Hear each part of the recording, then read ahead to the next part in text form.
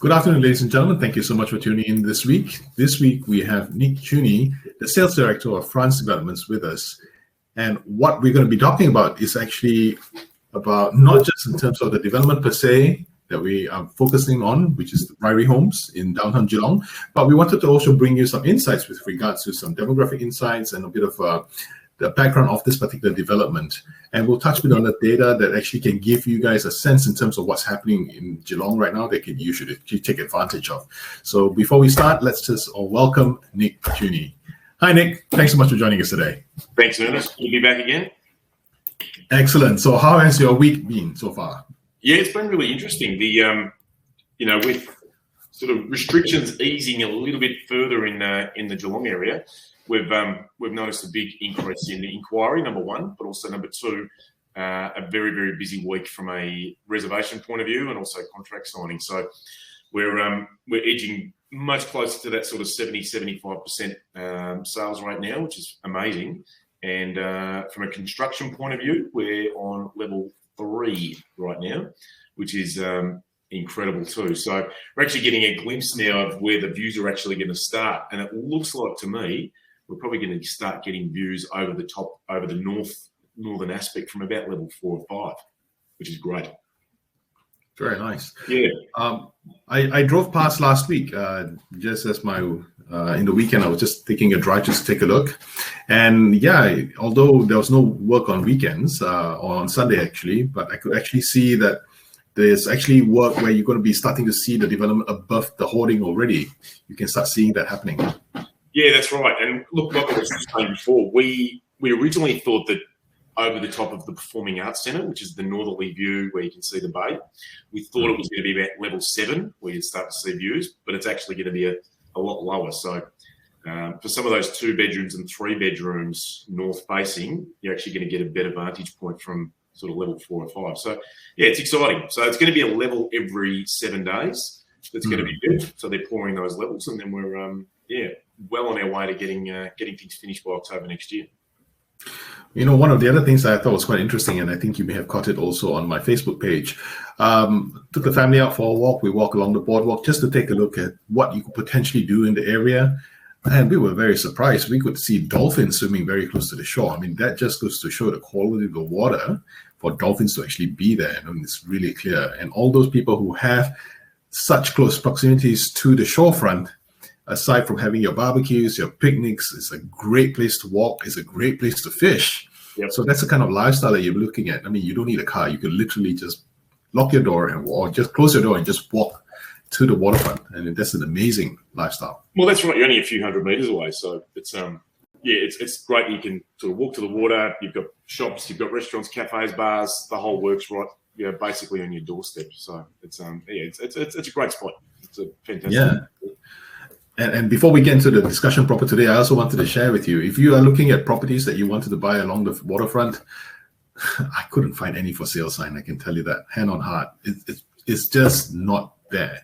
And if you're looking for something decent to purchase as well, there's none. It's just so limited in quantity. So this is actually quite an interesting find to be so close to the water, so close to the lifestyle, so close to having a great view. If you actually buy one, regardless of whether it's north, south, east, or west, and we'll share the views shortly as well, it's just right smack in the center of the arts center and lifestyle and also the water. That's amazing. Sounds like you should buy one too, Ernest. I'm just like, okay, give me the documents. But one of the other things that's also interesting is what Paul France that we talked about yesterday said as well. Geelong is really not in the sticks. It's not in a regional or rural area per se. I mean, so close to some of the world's top beaches for safe surfing as well. I mean, it's all within the location. That's amazing. Well, they call it the 20-minute city because you've got everything you can do within the city, but 20 minutes you've got Barwon Heads, 20 minutes you've got Torquay, so you've got all this access to amazing sort of lifestyle that you don't necessarily get when you're in Melbourne. Some of the best beaches in the world are up on our surf coast here. Amazing as well, actually amazing. But let's get into the topic for today. And what we wanted to talk about was, let's just start with the developer per se. I mean, France, I take it, France Developments, I take it, it's not a new kid on the block. It's not a developer with the first project. You've been with them for some time. Can you tell us a little bit about this developer? what their background and pedigree is like? What have they focused on in the past? Look, from the long period of time that I've known Paul and also the development, his attention to detail is second to none. The way in which he, takes on any project, he looks at the area, he looks at what the benefits are going to be to, offering a lifestyle opportunity to the people. So he understands what he's actually delivering to make it work with the people that are in the area. He also has a really, keen eye for quality. Hence why his last project in Kew, which was called Alexandria, had some of the best luxurious features I've ever seen on any particular project. I think at the time he actually got a record price for per square metre rate for his penthouse in there.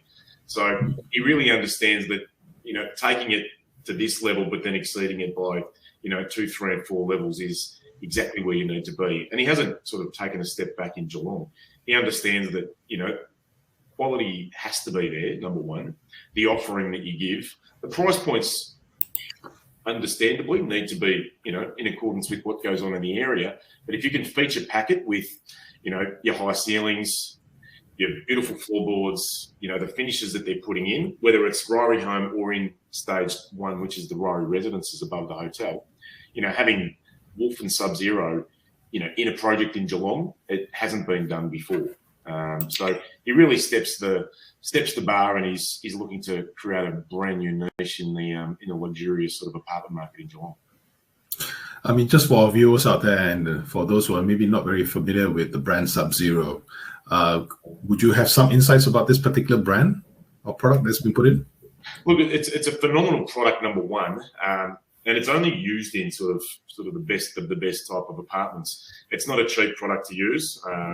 Not that this is in Ryrie Homes, it's in above the hotel, so it's not in the Ryrie Home. In Ryrie Home, we're using Fisher Paykel, and they're amazing. That's an amazing product in its own right. But you're talking, $50,000, $60,000, $70,000 worth of kitchen appliances in your apartment. So it's not just the run-of-the-mill sort of, appliances. You're getting a wine fridge, it's tempered. You can have your whites and your reds in the same fridge. So it's really offering a different level of luxury that hasn't been seen.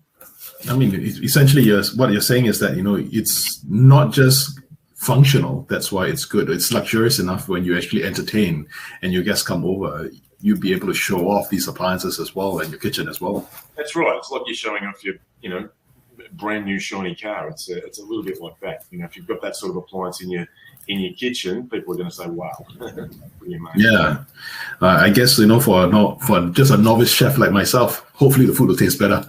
I'm sure. Well, I think that's the plan. I think that's what happens. Absolutely. So you were telling me with regard to Paul having such great attention to detail, when he was actually designing these units per se, or designing this development per se, what kind of design was he trying to achieve to cater to the clients that he's trying to attract to get there? And what kind of clients would these people be? Well, it's listening to what the market wants. And, from my background, understanding, the types of buyers that we're going to be buying or be interested in the type of project, it was important to understand that for the downsizers, they want the storage. They don't want a car stacker. They wanted the fixed car park. They wanted a big storage cage. They wanted, full height windows so they can, get the glorious sunlight coming through.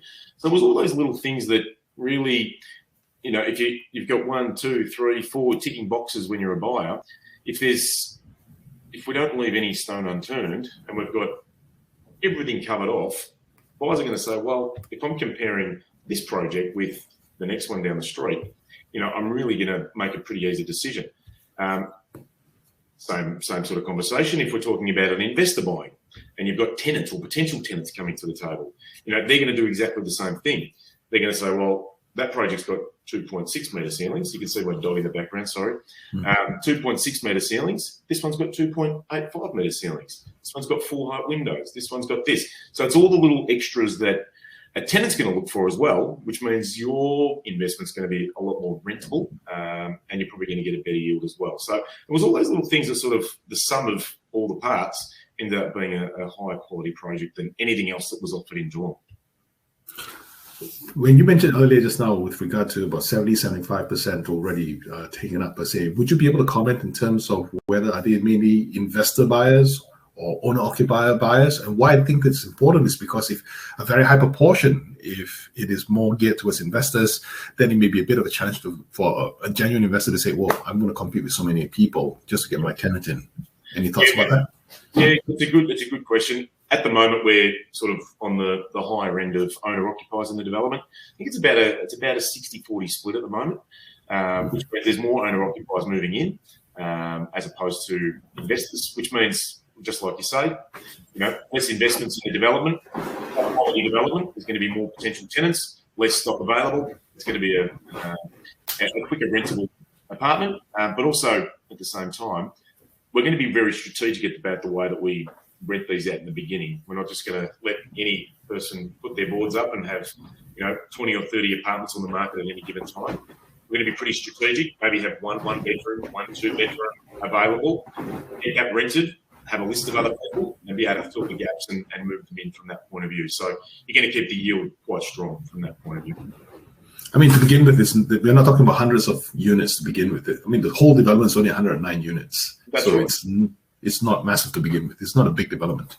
No, it's not. It's not. And if you just limit the amount of apartments that are available at any given time from a rentable perspective, on realestate.com or whatever whatever portal you're going to go on, you want to make sure that you're going to get absolute best dollar or best yield for what you're doing. So it's a really, it's a very important strategic move from our part to make sure that we get the absolute best yield.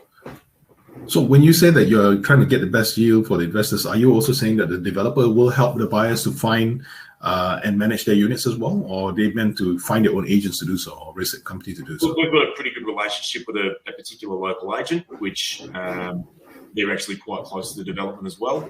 So they'll be assisting us to make sure that we basically it's a strategic move to make sure that we the seamless sort of handover from all the investors meeting the particular agency, which we've got all the details in the portal. So if you need to share that with any of your clients, we can do that. Yeah, actually, for our viewers who are not in Australia, who have got very little experience in terms of how rental is done in Australia per se, it's very different how it's done in Australia. I'm just going to do a quick segue, if you don't mind, Nick. In order for tenants to actually rent, they essentially have to really qualify to be a potential tenant. They have to apply to be a tenant, and you as an owner can actually delegate and task the property manager or the real estate agency to help vet through all the applicants coming in. So you only make sure that with your specifications, you only get the qualified potential renters to come forward. And your agent will be your partner to help not just securing the tenant, but managing the tenant as well. So in terms of an investment per se, I wouldn't say it's 0% effort on the investor side, but a lot of the work is actually done by the agent who's helping you here. That's right. A lot of the hard work is done. But also the market's going to assist in that as well. I mean, having 1.3% vacancy rates in Geelong at the moment is definitely going to help you in getting the best number one tenant, number two yield. That's for sure. Yeah, I was very surprised to actually also read some statistics and listen to some statistics with regard to occupancy rates and take-up rates, even during the pandemic lockdown period as well. Surprisingly, it's taken up very, very quickly, very, very fast. Choice properties are taken off the market even before they come full-fledged into the market because the demand is so strong.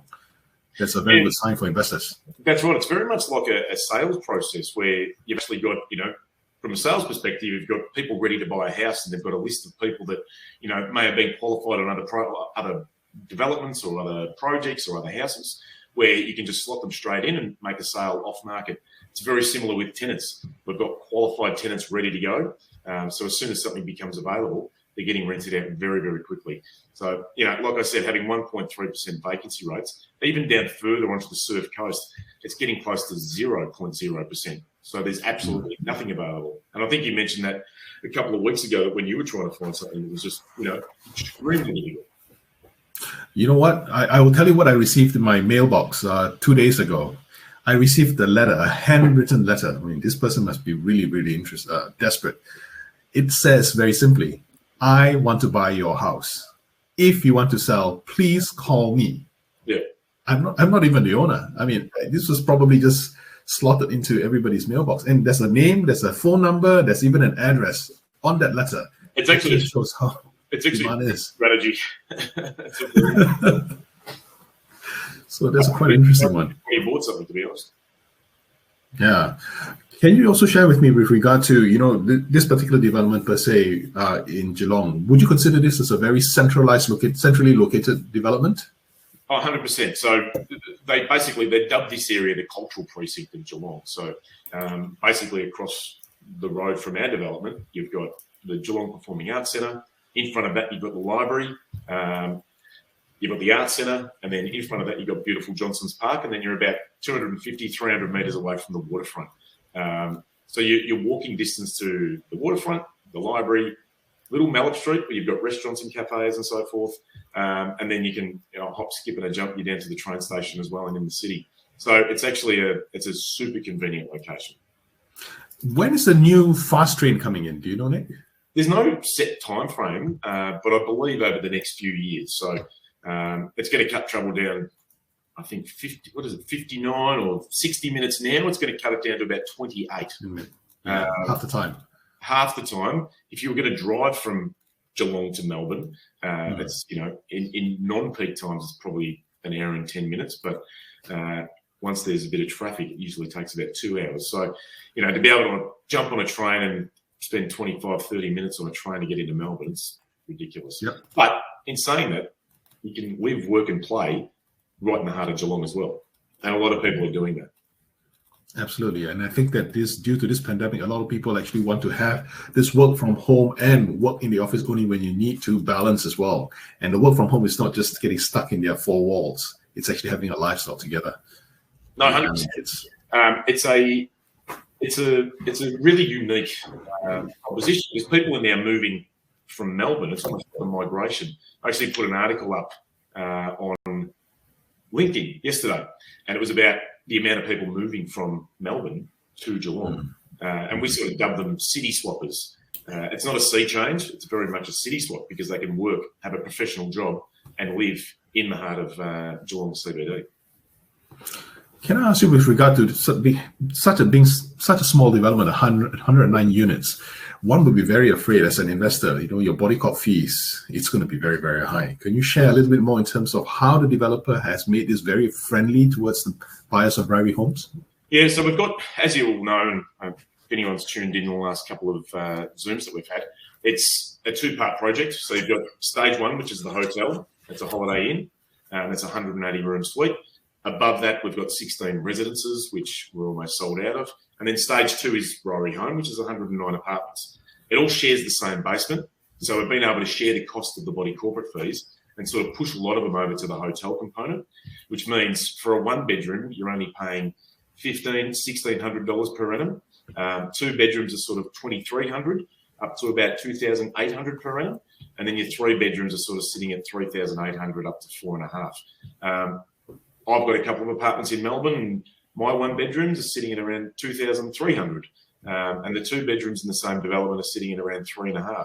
So we've been able to really keep the management fees or the maintenance fees as low as possible by moving it across to the hotel component. So they're taking the brunt of the cost, while being able to offer a pretty affordable price from that perspective. Will this cost us escalate in your point of view, Nic? Not typically in a brand new development. I think over time, as the natural progression of something, as it gets older, sometimes that happens. There'd be normal sort of, indexed price increases over the journey as inflation happens, and that's just a natural rise. But I wouldn't see that going up at all over the few years. I think for property buyers and investors per se, one of the key things is that if you have a development that you're looking at and it has a lot of amenities, like for instance, swimming pool, Olympic-sized swimming pool, gym room, sauna room, whatever amenities that you put in needs to be maintained. That's going to increase the cost. If you actually don't use it, it's still going to come out of the owner's corporate fees. No, that still happens, and that's in the hotel component. So like I was saying, in our development, as in Rory Home, there's only the rooftop area. So that's that's basically the amenity on our top floor. It'll still be accessible. So the gym and all that sort of stuff will still be accessible on a pay-per-use basis. But in terms of having to maintain it from our building, it's not going to be factored into those costs. Nic, what about people who actually have more than one car? I mean, if you have 2 bedrooms or 3 bedrooms, chances are there's more than one driver and one car as well. What are the options? Are there options for the second or third cars? Well, if you've got a 3-bedroom, it comes with 2 car parks, so that's already basically put in there. But in terms of the 2s and the 1s, they only do come with 1 car park. But in saying that, there's probably 1 or 2 available. So if somebody did want another car park, we'd add about $55,000 to the price. But again, there's only a couple of those, so they usually go pretty quickly. In fact, there's probably 2 or 3 people just waiting for one right now so they can add it to their contract. Well done, well done. I mean, this just goes to show as well, at the end of the day, people who are downsizing or people who want to live there, they actually see themselves spending so much time over there, they're going to actually wanting to put all the assets in that location as well. So that's pretty good. Yeah, it's good. I mean, in terms of parking, there's still going to be parking in and around the area too. It's quite as you sort of step back in the project and up a couple of the other streets, it's pretty quiet. There's plenty of car parks even outside. So if you do have visitors and guests and that sort of thing, there's plenty of access for people to park. Nic, another question. Have you, in your experience living and being in Geelong for such a long time, can you just comment a little bit on the crime, if you've seen or heard or anything like that in Geelong? Look, not typical, not a massive difference from anything that I've seen in Melbourne. I don't see anything with my physical eyes. It's a typical sort of safe sort of area. There's a lot of activity. So as you walk through, there's lots of traffic around. There's lots of people around. Where we're positioned, being in the cultural precinct, it's sort of it's a different location. It's not necessarily a dark and dingy sort of street. It's quite open. You've got the beautiful scenery across the road. You've got the parks, and then as you walk around the corner, you've got all the restaurants and cafes. So it's actually quite an active sort of area. Crime from that perspective, I don't think would be any different to anywhere else in Victoria. Okay. I think it's a pretty safe sort of place. Yeah. Well, again, for our viewers, I've been here for nearly a year. Very, very rare to come across even crime being reported as well. I mean, this is it's regional, so to speak, but it's really not regional. It's actually like a fairly decent sized town, and it's quite well maintained in the sense that I haven't even come up places whereby there's even garbage strewn on the streets. That's very good civic mindedness, and people actually look out for each other. Especially from where I live, the neighbors get to know each other the moment you move in, so they kind of sort of know who stays in the house. That's right. That's pretty good. No, I'd second those notes for sure. Excellent. Nic, can you just comment with regard to some of the other potential developments or other developments that's happening in the area? And would these developments be on par, or would it be something very different to what is being offered at Ryrie Homes? Look, there's a few permits in at the moment, but nothing of the sort of prestige of what we're offering at Ryrie Home. Having the hotel component with all the retail down the bottom and those facilities and amenities. Nothing else sort of rivals that at the moment. There's another one which is probably another maybe 300 or 400 metres away, but it's only a smaller project. It's behind a lot of other buildings, so it's not necessarily going to get the better views. It's not going to get the better aspects. They don't have the mix of apartments, nor do they have the amenity that the whole complex that Geelong Quarter offers. Then that's really all that's going to hit the market probably in the next 12 to 18 months. Not too many permits that are ready to go right now, which is a positive, and it's a really good thing. I think the government's really, or the council's really cognizant of having less projects going through the planning phase. So they're not an abundant amount of apartments going on the market at the one time. Because we've got to understand that, the market's not necessarily, we're not selling 200 apartments a week here. It's one project at a time, making sure that it's really considered, making sure it's the right permit for the area, and being understanding of what goes on and the people that are buying as well. So they take their time in that sort of thing, and I think that's a really positive thing. So you buy in now, you're not going to have an abundant amount of apartments coming on the market in the next 12 to 18 months. It's going to hold the prices too. So when something does come on the market, it'll usually go pretty quickly, just like this one has. Yeah. Again, ladies and gentlemen, and all those viewers who are in Asia per se, it's not really apple for apple. It's actually a very different product altogether. When you put all things considered, it may be a space to live in, but you're not just looking at the space. You're looking at the environment that's where it's in. You're also looking at what are the amenities available within walking distance and within the building itself. So in my opinion, it's not apple for apple. And you really need to basically study development per se a little bit more closely in order for you to appreciate the amount of in-depth thought and clarity that the developer has actually undertaken to do this project. Yeah. Can I ask you, with regard to the retail space that you were mentioning below, and that's not for sale, I take it. That's basically the developer's going to be managing that, correct?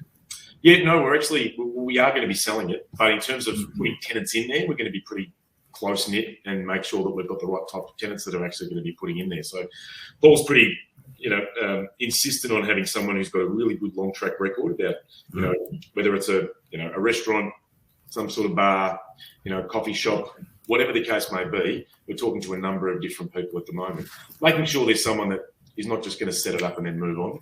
And the quality of whatever they're producing goes down.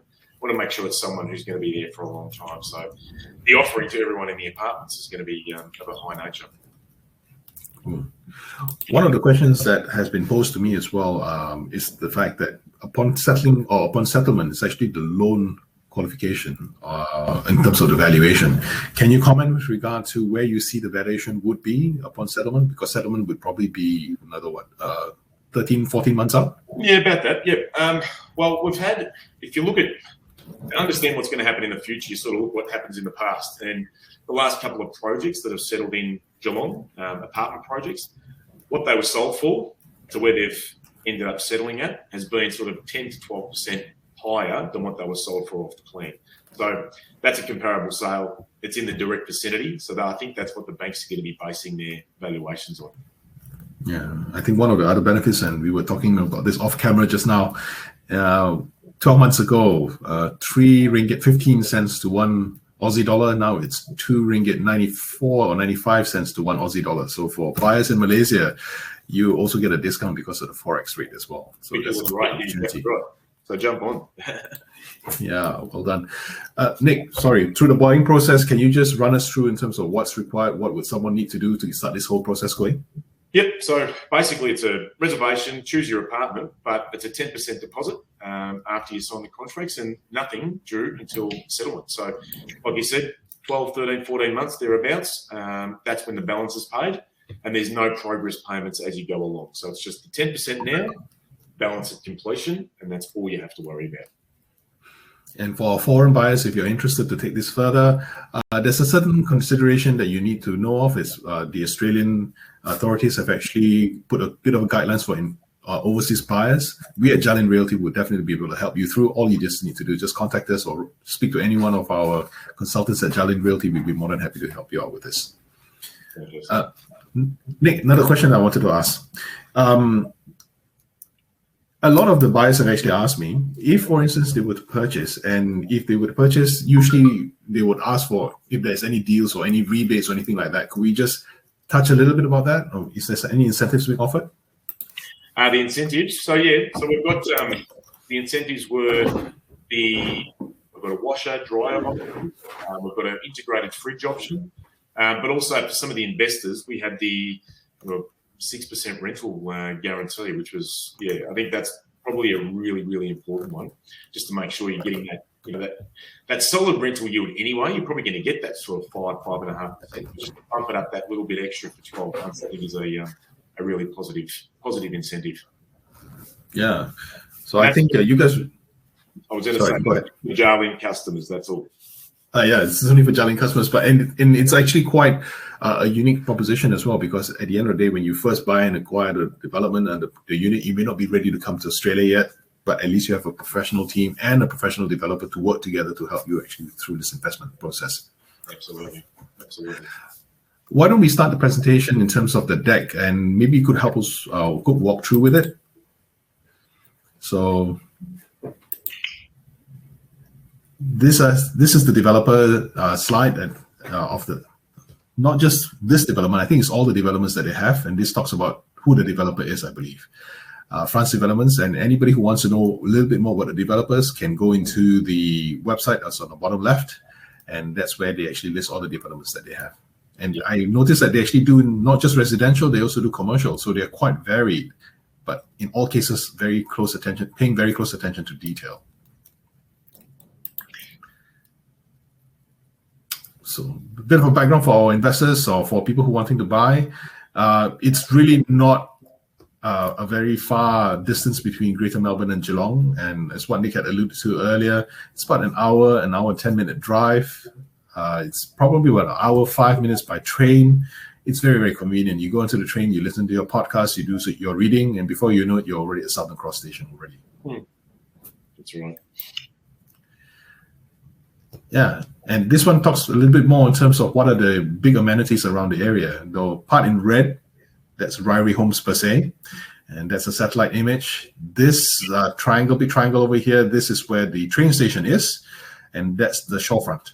So it may look like a big distance. Actually, it's not. It's all within walking distance, 10-minute walk at best. Yeah, and that's a leisurely walk as well. Yeah, and I noticed that there's a bit of redevelopment just across the road as well. And for those investors that are concerned that their views may be blocked, rest assured, these are not 14, 15, 16-story buildings. These are actually quite low rise. No, that's right. Like I said earlier, you're going to get views over sort of level 4 or 5, which is great. Yeah. This is a clearer schematic, makes it easier. This pink color here, this is where the development actually is and where it stands. Yeah. Cool. Well, that's actually the front facade. Yeah, that's a little bit of this facade, but you can see some of the retail there to the left. That sort of central area there, that's between the two buildings, so between the hotel and Ryrie Home. So they've actually designed or spent a bit of time designing that. So if you were to turn around and actually look back north, you'd be looking through the Performing Arts Centre. I don't know if you can see my hands down the bottom of the screen. But you actually get a really nice vista out towards Johnson Park, which is the the sort of the gardens and parks that you can actually wander straight across the road to. So you can see in your foreground, you've got the hotel. So you've got the Holiday Inn there with the residences above. And then to the left there, that's where Ryrie Home sits. So they're two quite distinct buildings. They haven't gone with the same, look and feel, which I think is a good thing. So they look like two separate buildings, but under the same banner. And that's a little bit of a closer view of the actual Ryrie Home itself. Yeah.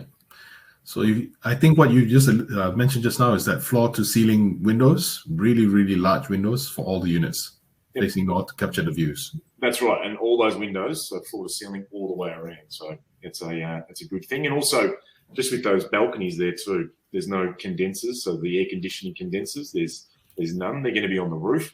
So that means you're getting a really nice open space without any extra things cluttering the space. So you can use the whole area itself, which is great. Ah, nice. Now this is the rooftop area. So there's another render which we can have a look at too shortly, which is the sort of outdoor area. Here is the private dining room. So the sort of special feature of this, it's bookable through the body corporate. So, whether it's your tenant or someone that's owner-occupier living in there, they can book it out, use this. So rather than, spending time on your balcony, you want a little bit more space, capture the view. It's a fantastic space to, entertain your friends and family and so forth. Just behind, you've got, there'll be a fridge, there'll be a wash-up area as well. So you can basically take all your food up and enjoy a magnificent night. It's looked pretty special. I'm looking forward to getting up there. And this is the outdoor view. So you've got the barbecue to your right. You've got some breakout areas. You've got some sort of seats and bar zones. So again, you don't have to book this area. You can just wander up and enjoy it as you're at your leisure. And what I also interested in knowing, interested in sharing, is that the view that you actually have here is not really a render only. It's actually real. You actually will see the bay. Oh yeah, 100%. Yeah, it's an amazing view at that one. So internally, you can see that the 2.85 metre exposed concrete soffit ceilings, the full height windows all the way around. And also you've got those hidden pelmets too. So where your blinds are, or your roller blinds, you don't see the rollers itself. It's actually nice and seamless. So it gives it a really, it's a bit of a New York style loft type look, but it's all seamless. It looks amazing. And you've got the track lighting there above as well, which gives it that sort of industrial feel. But it softens it with the timber joinery in the kitchen, which I think is the next render. Yeah, Nick, I just wanted to stop here for a moment. And for those investors that really don't want to have a headache with regard to where am I going to get my furniture? I mean, I haven't been to Australia in years. Will you guys be able to help out in terms of obtaining the furniture pieces? Like it's what you would show here? Look, if it was something that they, wanted and wanted to make it a furnished apartment, we could definitely assist. There's plenty of local providers that are happy to accommodate. Absolutely. Yep. So it's actually a seamless and very easy process. If you actually are buying and investing in buy and forget, this is actually a one-stop shop that's capable of doing so. Yeah. We've spoken to a few of these providers and given them the floor plans and said what would work best into this apartment. So they've given us a few ideas on what could work, which is a good thing as well. Great. This is one of the views from the 3 bedrooms. So looking back from the balcony to your left, it's amazing. It's sort of, it's light and bright. It's fully functional. You've got a nice flowing apartment. It's it's one of my favourite sort of, apartments because you've got the views out towards north. So you're looking across the bay, but you can sort of see the other bedroom there too, which you've got full access to all the light as well. So, and then it's sort of set off, taking you back all the way to your master bedroom down the other end of the apartment. So it's nice and private. You've got beautiful entertaining space here, but you've got your bedroom sort of set right back, which is another nice feature. So you've got the timber veneer. So this is the light scheme. We've got the porcelain bench tops. You've got that nice sort of V groove underneath the bench top as well. The option to have the integrated fridge, which what I mentioned before, which was one of the incentives. Otherwise, you just get the cavity there. So putting the integrated fridge in, I think, is a really good and smart option. And then you've got that nice mirrored splashback. Again, that light scheme gives it a really light, bright, airy feel. And then with the volume of the apartment, because you've got the 2.85 metre ceilings, even a 1 bedroom is going to feel quite spacious too, I think.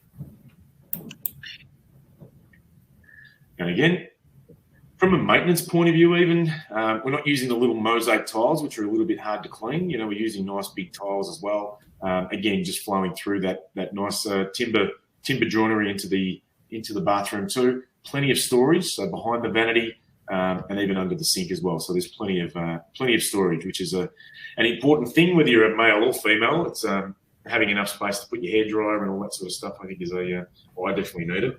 It's a good place to store all your bits and pieces. So I've seen a lot of apartments where they don't have that sort of storage, and it's a bit of a bugbear of a lot of buyers.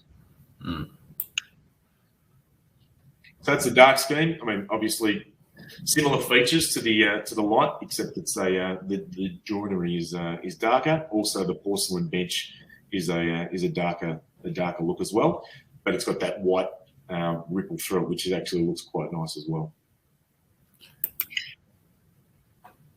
And again, the same sort of thing. You've just got the dark timber there, which again, it's just an aesthetic. Depends on what you like, but it's not polarizing. I think it's a really nice nice look, and it's quite classy, I think. Yeah, absolutely classy.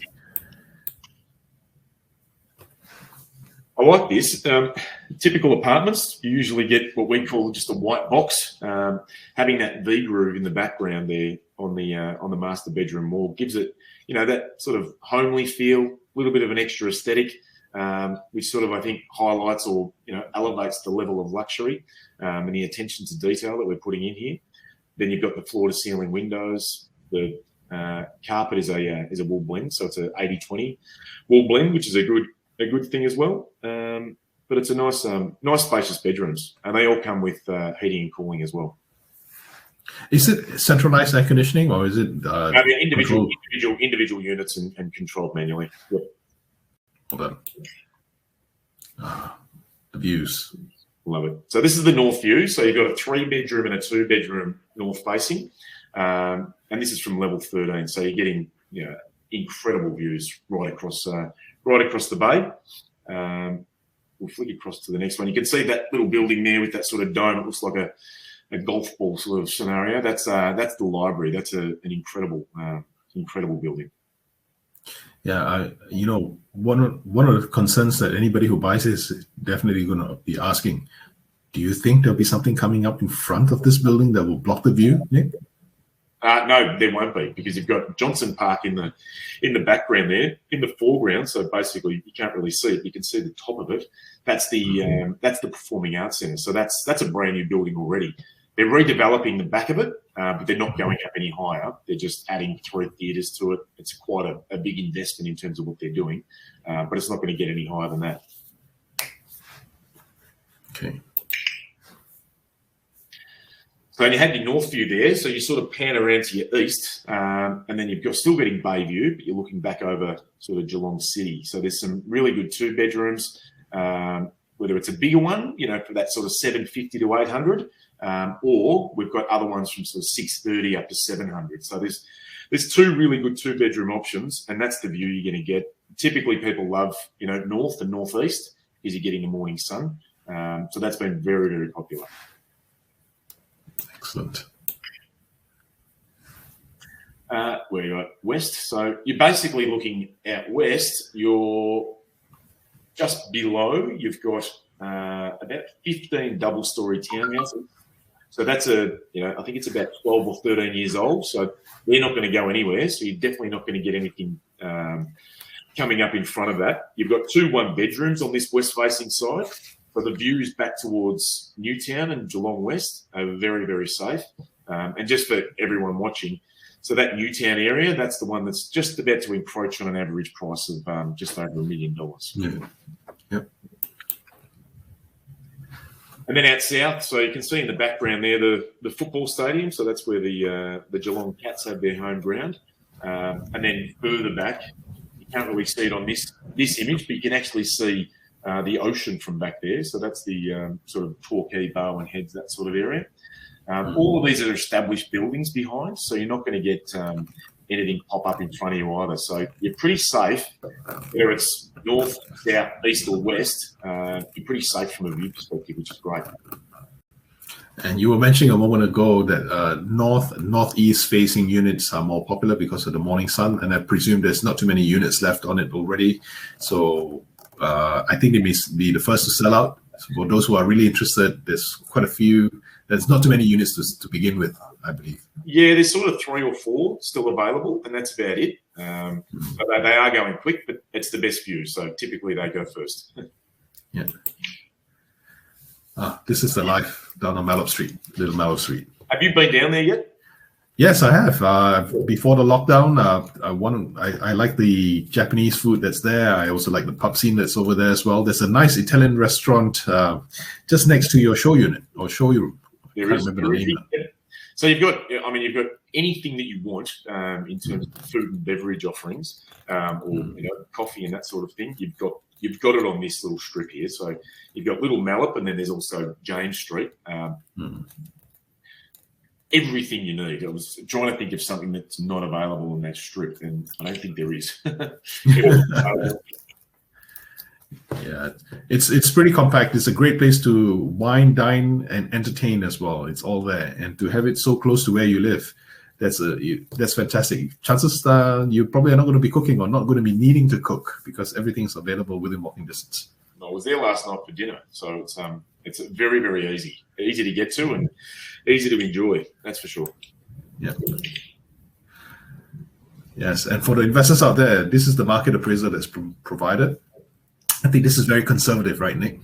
Yeah, it is. It was based on figures probably about last June, July, so just before we really got into sales. With the effects or the positive effects of what COVID sort of brought, and more people coming down and the lowering of the vacancy rates, you'll probably see, once we do settle in another 12 months, you'll see an uptick from there. But basing it on these sort of figures, your yield's sort of sitting between 4.5 and 5.5, which is good in any market. But I think there's going to be an uptick over the next 12 months.